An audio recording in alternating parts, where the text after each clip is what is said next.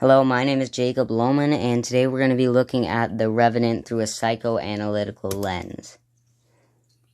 The three main components of a psychoanalytical analysis are the ID, the ego, and the superego. The ID represents a person's primal desires and wants that bring instant gratification, where the ego represents someone's subconscious desires and long-term goals. The superego represents a person's societal norms and standards. It is the self-critical part of a person's mind. The superego keeps the ID in check. In the film The Revenant, the main character, Hugh Glass, is attacked by a bear, wounding him severely.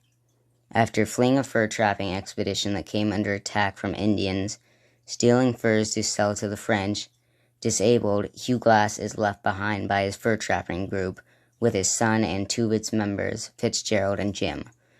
Fitzgerald is not happy with having to care for Glass and plots to kill him.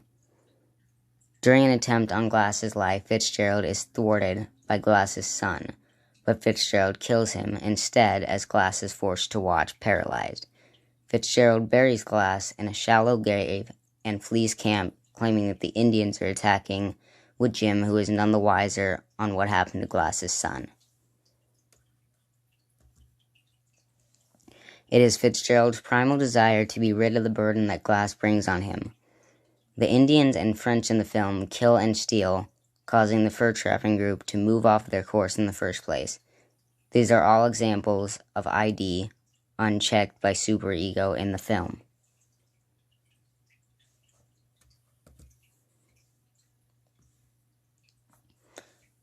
Injured and fatigued after being left for dead, Hugh Glass travels across raging rivers and frozen wastelands in order to take vengeance on Fitzgerald for the killing of his son after rising from a shallow grave.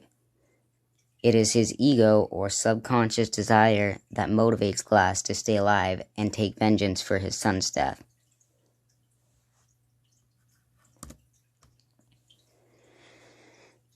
While in a modern society, it would be the norm for a murderer to be taken to trial, in The Revenant, which takes place hundreds of years ago, it is instinctive impulses that rule a person's actions.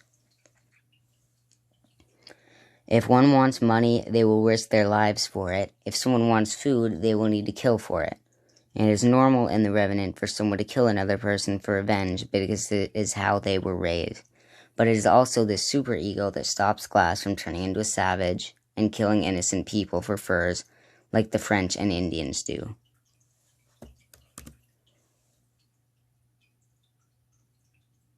The Revenant takes place in a world where characters are fueled by primal desires and subconscious thoughts. They do dangerous things because they desire money and food in order to survive.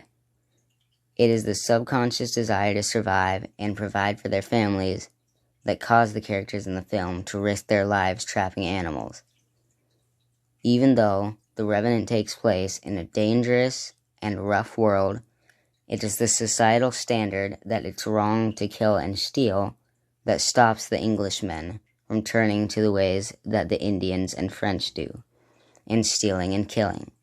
The primal desire to survive is contrasted from getting out of hand by the societal norms that characters in the story are raised to follow, separating the protagonist from the antagonist, depending on how much control they have over their ID and superego.